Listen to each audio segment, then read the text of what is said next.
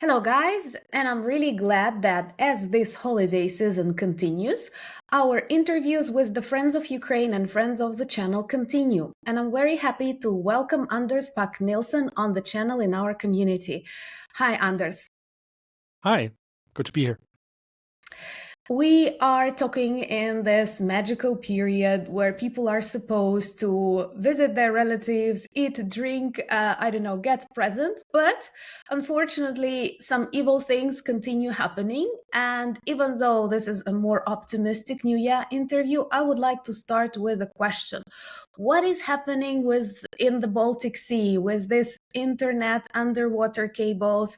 How dangerous is it? And do you think it will travel into 2025 with us? Oh yeah, quite some events happening over the Christmas. Just within the last month and a half, there's been two of these events where a cargo ship has dragged its anchor across the seabed and destroyed the cables. Um, I think it's probably something we're going to see more of, and that this is Russia's way of it. It's basically the hybrid thing going on, right? And I think it's quite predictable that as the war in Ukraine takes longer and longer, Russia's going to do more and more of this because it's where their way of trying to bring the war home to the Western Europeans so that we don't forget about the war, that we don't forget about the real consequences. And um, I, I think the last time I was on your show, we talked about how the Western response has been to basically just try to ignore all these things that Russia is doing, so not make a big deal out of Drones hybrid and attacks. Mhm. Yeah. Um, I think what we're seeing is that Russia is basically just upping sort of the stakes here so that it's not possible for the West to ignore them anymore. Mhm. And this will continue. Uh, and it's really interesting how Finland is now setting the foot down and have confiscated the ship or arrested the ship, and there will probably be some case against the captain and those things. So it's a more direct confrontation between the Western countries and Russia than we've seen before. It was also quite interesting that China seemed to play a role. At least, there've been three such incidents, and two of them have been with Chinese ships. Um, apparently the Chinese felt comfortable participating in this way and thought that they could use their size and influence in the world stage to sort of make sure that the European countries wouldn't react too forcefully. And it will be interesting to see if they will continue playing that role or if they're going to sort of withdraw now that it's a more overt kind of confrontation. I think many depends on our actions too, because this is still a direct aggression from Russia. And some people choose to believe it's closely connected with Ukraine or support of Ukraine. But if we have a look at a greater picture of China backing up Russia, cooperating with Iran and North Korea, I think it becomes quite obvious that Ukraine is a battlefield in a bigger war. But let's keep it optimistic because we No, are but still. if I could just say, Yeah. I think that's true, but I think this case also shows that China also depends on the West. So Mhm. the Chinese economy is so dependent on trade with Europe, with the United States. Um, so even though there's clearly cooperation between these countries, I also think the fact that the last incident here is not actually a Chinese ship, but Russia has had to Mhm. resort to the shadow fleet of tankers that they have under some strange flags. Mhm. I think it shows that China is probably withdrawing a bit from this because they feel that it's just becoming a bit too dangerous to keep pushing this thing. So I think it also shows that we have levers that we can put on China in all of this. And that is actually a great signal. China knows it has something to lose in contrast to Russia and Putin, who actually have nothing to lose. But we are still standing after Putin's 3-day blitzkrieg. And I would like to switch our New Year interview to something more positive to get inspiration for the next year resilience. And let's start with the first question. What do you see as the biggest victory of 2024? Oh, there have biggest victory of 2024. There have been some, and there are some things that it's difficult to say. Is it a victory or is it not? I would be tempted. Can I mention more than one? Just Yes, as a kind of part of my that's brainstorm our here. rules. Yeah. I mean, I think it's obvious. You could obviously point to something like Syria and say, okay, Russia lost their access in the Middle East here. That's probably a good thing.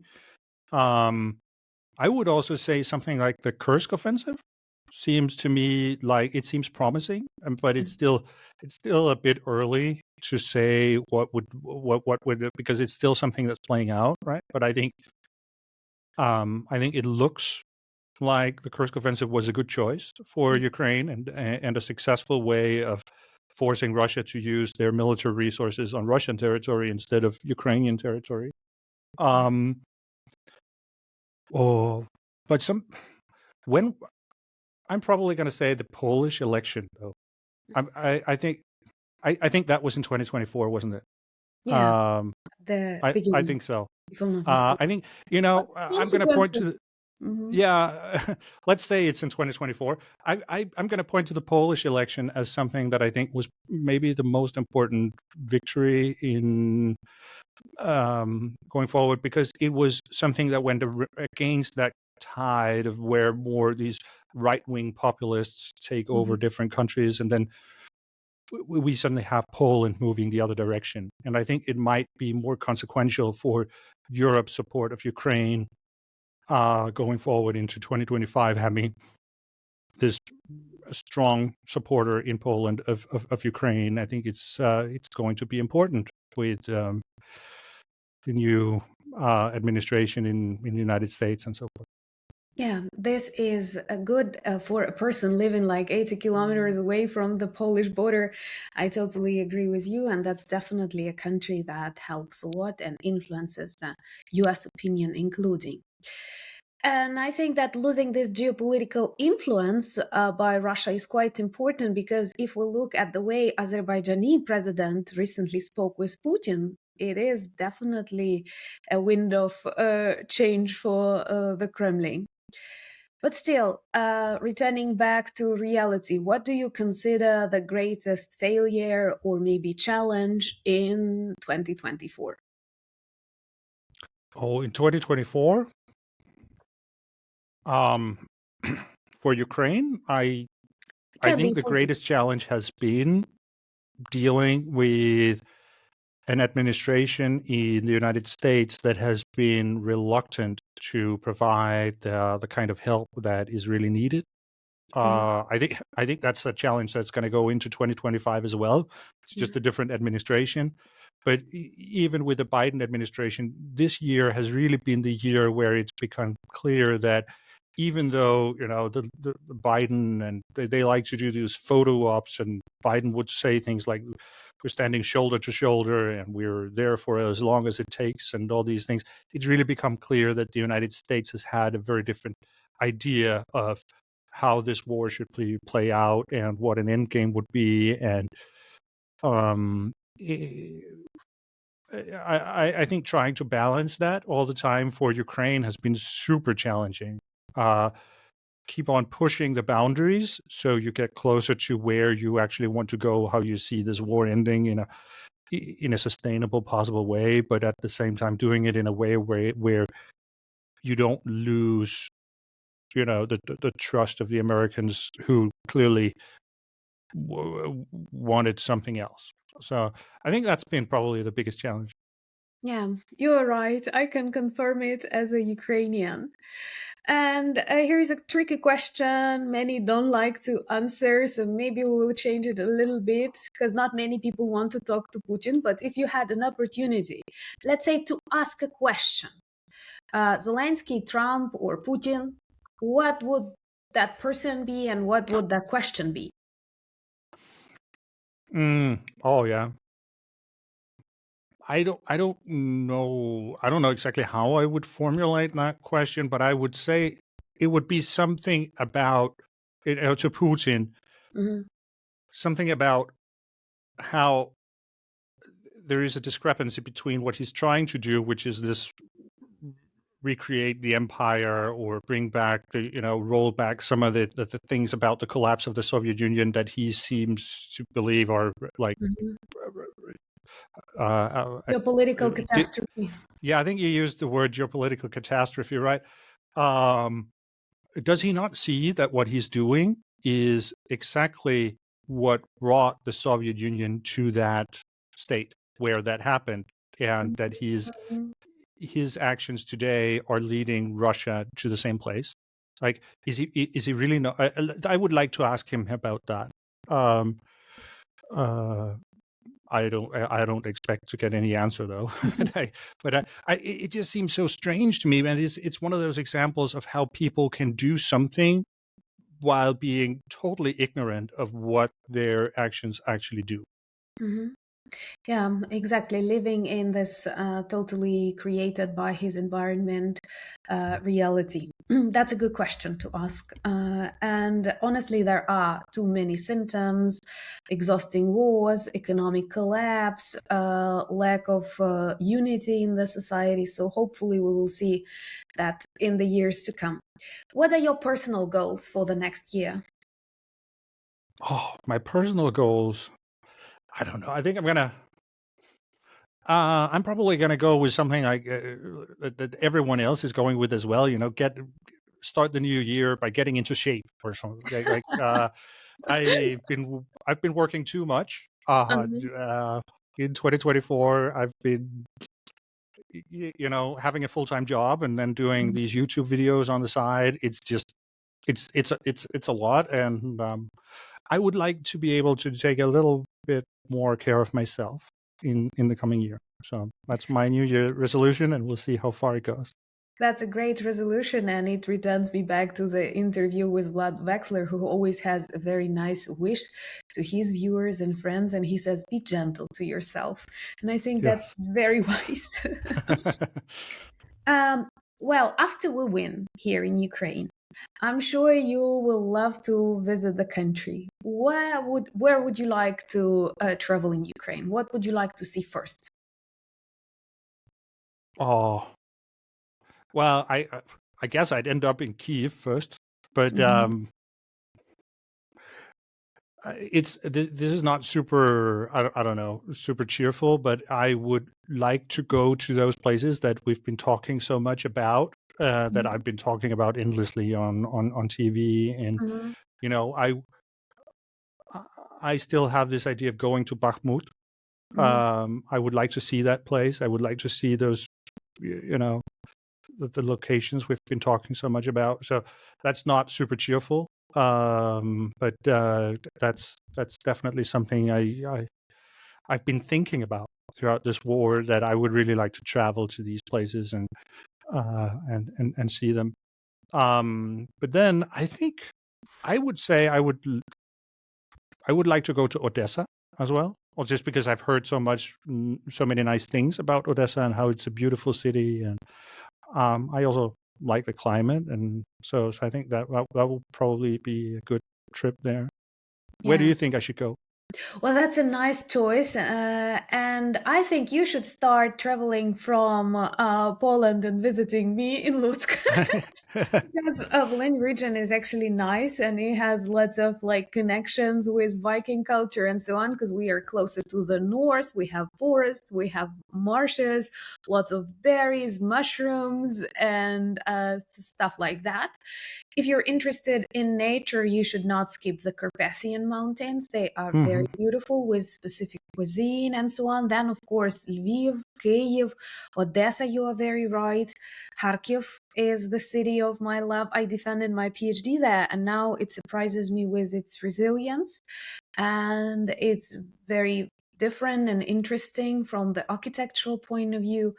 And I actually support your idea of visiting the cities that Russia destroys during this war. At the very start of the invasion, when Kiev region was liberated and various delegations traveled to Bucha, Irpin, I was trying to shape my own attitude and opinion. And at first, I felt like bad about this kind of war tourism show. But then I have come to an understanding it's actually very important because talking without seeing it, when I visited it myself and I saw it, it's a totally different level of understanding that you experience when you see this burned skyscrapers or destroyed schools. And I honestly think it's important to witness, especially if people who will visit Ukraine are ready to do that, because otherwise, it's not like full understanding of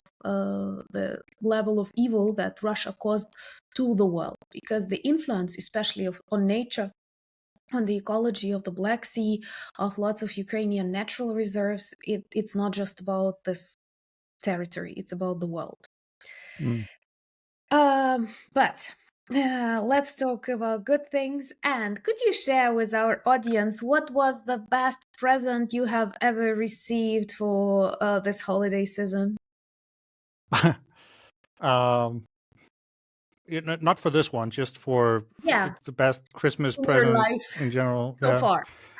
so far. Um, I'm gonna go with a camera.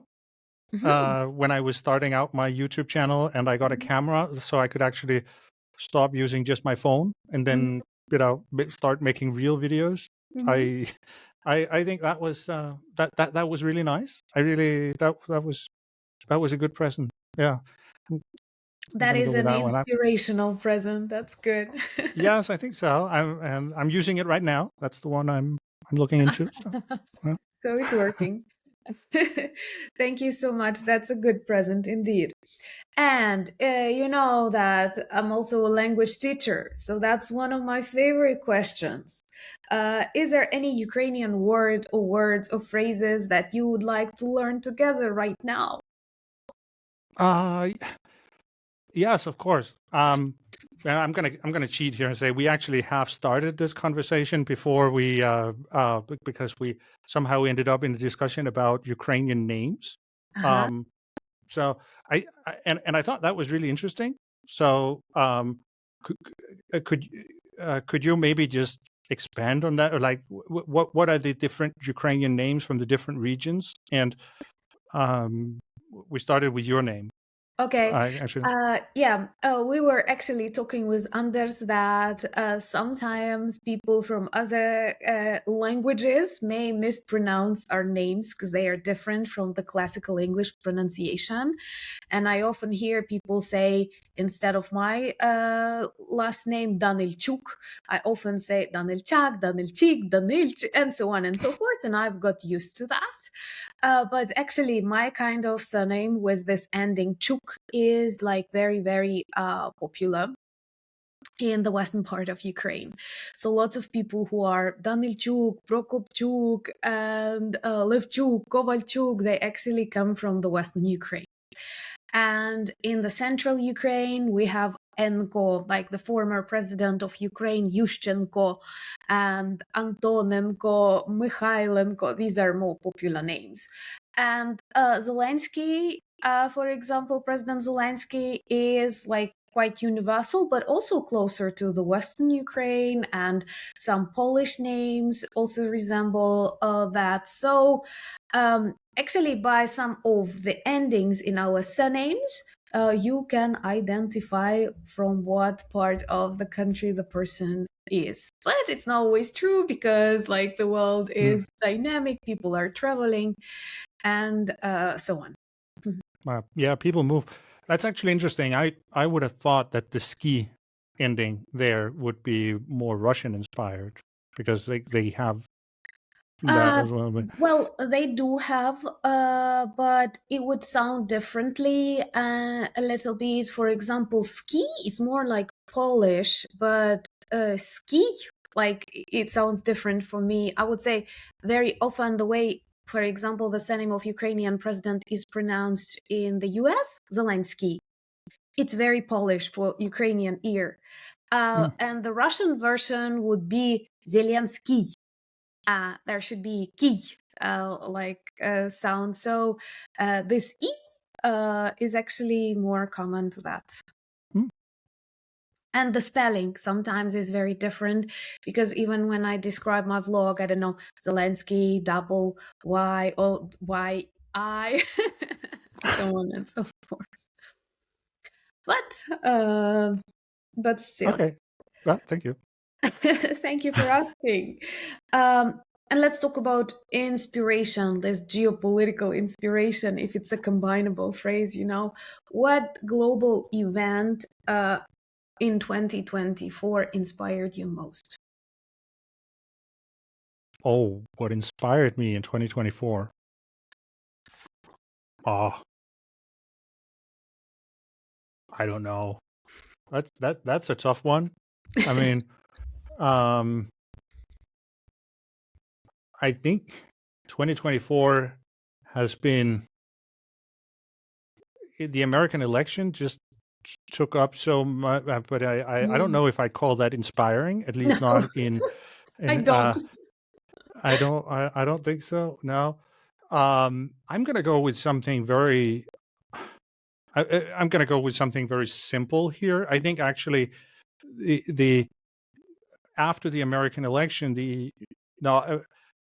I think one of the big problems that we have in the 21st century is how to deal with media and social media and the wave of populism, misinformation, these things that are just, flowing out there.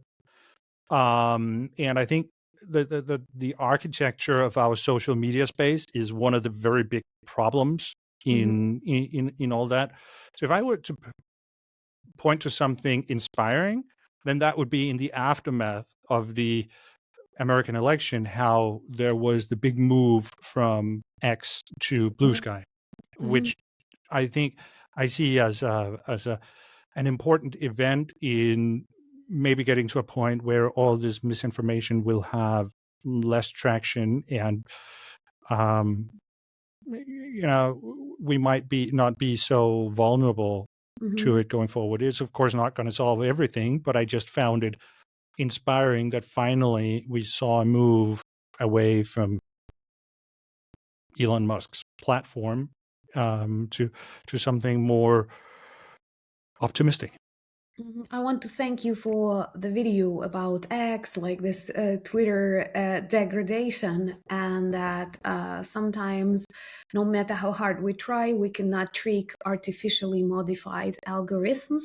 And perhaps this migration of people from X to Blue Sky is an illustration that more and more people take seriously social media and take seriously the information they share and receive, and taking into account that social media play one of the most prominent roles in our political decisions. That's actually a very healthy sign. How do you think, what lessons from 2024 we should take into 2025? I think it's important not to take anything for granted and to understand that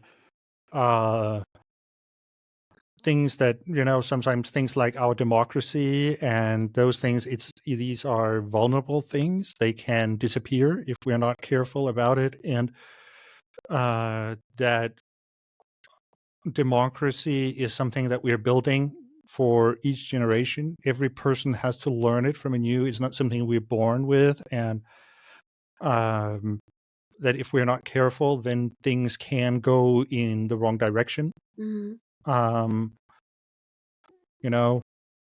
Democracy Freedom can is disappear. not for free. Yes, exactly. Freedom is not for free. Russia can win. Democracy can disappear in the United States. Like these are important questions. So we need to fight for the things we believe in. I think that's a lesson to take from 2024. That's a very beautiful and universal lesson. I see it important for my country and for countries of the European Union and for the United States, Australia, and whatnot. You're right. And maybe the final question, what are your hopes for 2025? Oh, I mean, obviously, I hope for the best. I hope the war will end in a way that is good for Ukraine. I hope Russia will lose.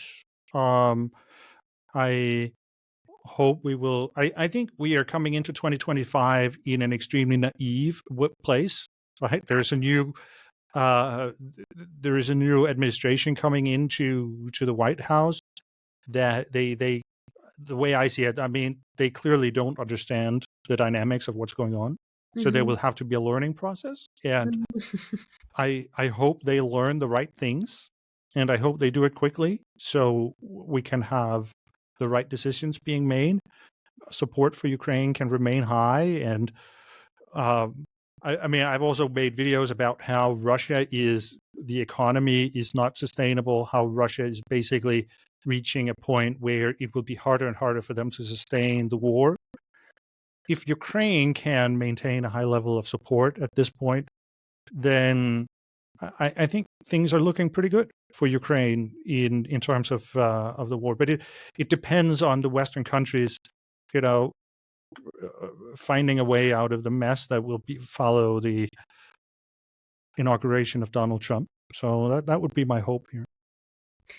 Uh, Thank you. These are beautiful hopes, and I believe that the US administration will realize that um, the way human life is treated, the way the values, what are basic values, there is no way Russia can be an ally for the United States. They cannot be friends, no matter how hard they try, unless like some generations pass and like serious democratic processes are enrooted in Russia. Thank you so much, Anders. Thank you for your support, for your videos, for your wisdom that you share, for your very clear support of Ukraine, which is super important in these challenging times. And I hope that after we win, Ukraine will also be useful to the world, sharing our experience and protecting our borders, I mean, borders of the democratic world in future. And Happy New Year to you and yours. Happy New Year to you too, and all your viewers.